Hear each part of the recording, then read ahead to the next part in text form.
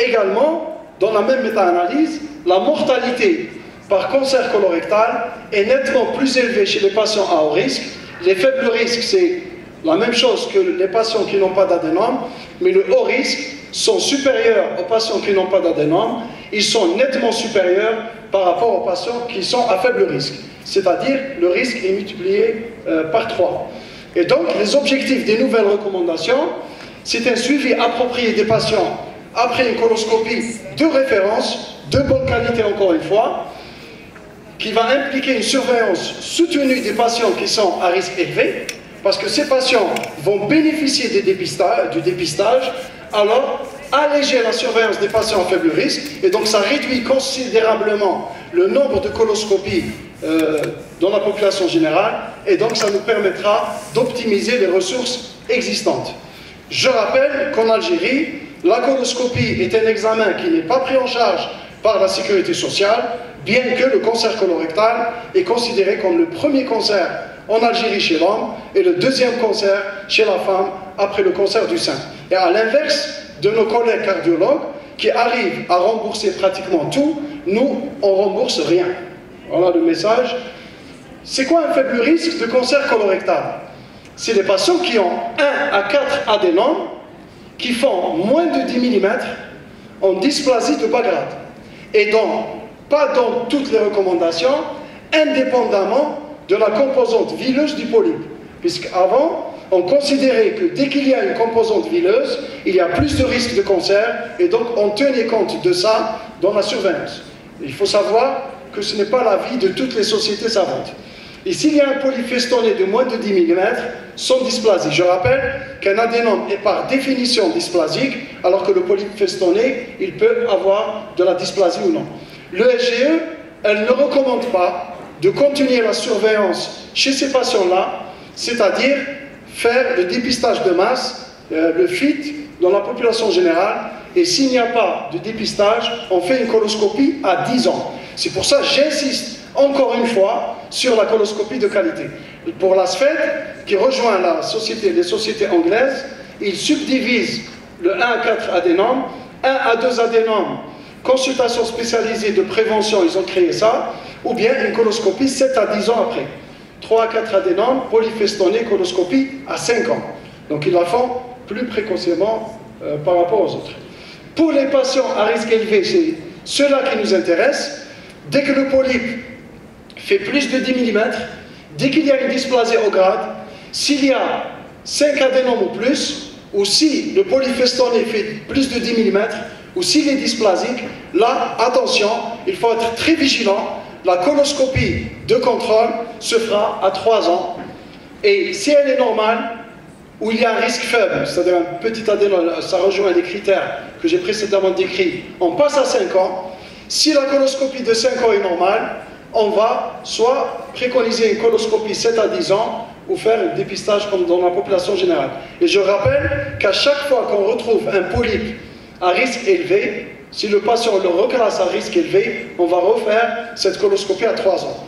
Dans la pratique, dès qu'il y a 10 polypes ou plus, il faut penser au cancer génétique et donc il faut consultation génétique qui manque chez nous, qui est pratiquement inexistante. Si on fait une résection par morceaux, on a fait une caractérisation et dans la caractérisation, il n'y a pas de risque de cancérisation. On peut enlever la lésion par morceau, le risque est très élevé dès qu'elle dépasse 20 mm de diamètre et quand on enlève cette lésion par exemple par morceau, il faut brûler les berges pour réduire le risque de récidive et puis malheureusement là on doit être vigilant. 3 à 6 mois après, on doit refaire une coloscopie avec plutôt 6 mois, c'est pour ça que j'ai mis en rouge, pour donner le temps à la lésion de cicatriser complètement. Et si on fait des colorations virtuelles, il n'y a pas de résidus, les biopsies ne sont pas nécessaires.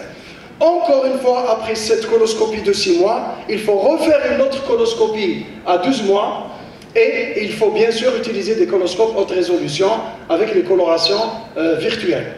Et là, il justifie, ils argumentent dans les pays où la dissection sous-muqueuse est faite. C'est vrai que la dissection sous-muqueuse, elle est chronophage, C'est vrai que ça nécessite plus d'entraînement, c'est vrai que ça va coûter plus cher, mais si on peut avoir du monobloc, on peut avoir des marges de résection suffisantes, et donc on va éviter, au lieu de faire 3 coloscopies, on va faire une seule coloscopie par rapport au PISMI. C'est pour ça que ça vaut le coup de discuter et de développer, à mon sens, la dissection sous-muqueuse chez nous. Après chirurgie, attention, il y a un protocole bien établi. Si vous avez un patient qui fait un cancer sténosant et qu'on ne peut pas passer, la coloscopie post-opératoire est obligatoire. Parce qu'il faut rechercher une lésion synchrone, même si vous avez fait un coloscanner avant chirurgie. Vous devez faire le plus tôt possible, dans moins de 6 mois, dès que le malade va bien, une coloscopie pour rechercher une lésion synchrone.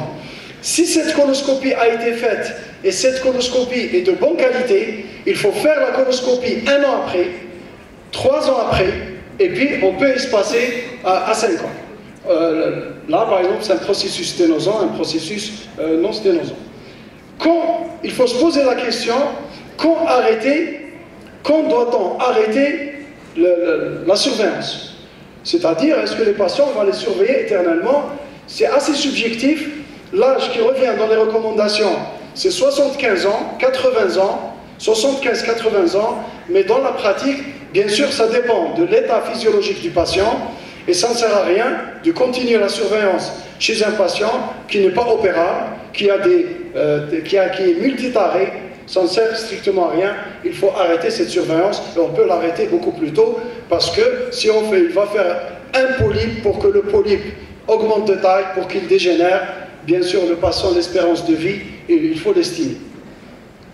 Voilà, cette plaque, je l'ai rajoutée, ça n'a rien à voir avec le thème, pour sensibiliser nos amis généralistes, puisqu'on m'a dit que dans l'auditoire, la majorité c'était généraliste. Attention, la coloscopie, c'est l'examen de référence du côlon. Ça ne peut pas être remplacé par un scanner, encore moins par une échographie. C'est l'examen de référence devant des douleurs, devant des rectoragies. Oubliez les hémorroïdes, personne ne va vous reprocher une coloscopie normale, mais on va vous reprocher de ne pas indiquer une coloscopie dans un temps utile. Et je termine sur l'anémie fériprive. Je rappelle que l'anémie fériprive est un symptôme, il faut rechercher la cause, et chez nous, attention, c'est le cancer du côlon droit, parce qu'il y a plus d'espace à droite, ça risque de saigner à bas bruit, et ça entraîne une anémie fériprive.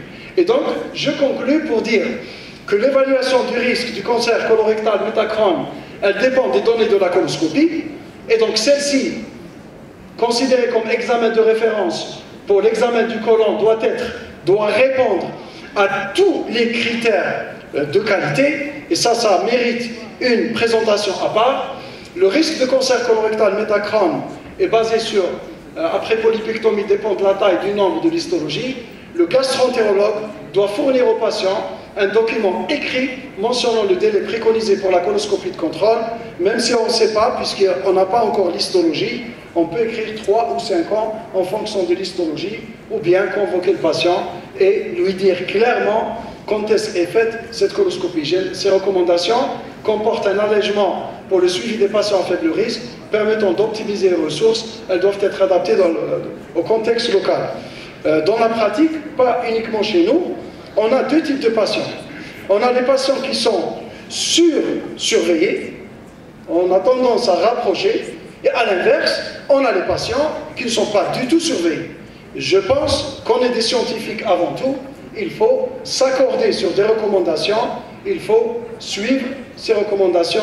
Merci pour votre attention.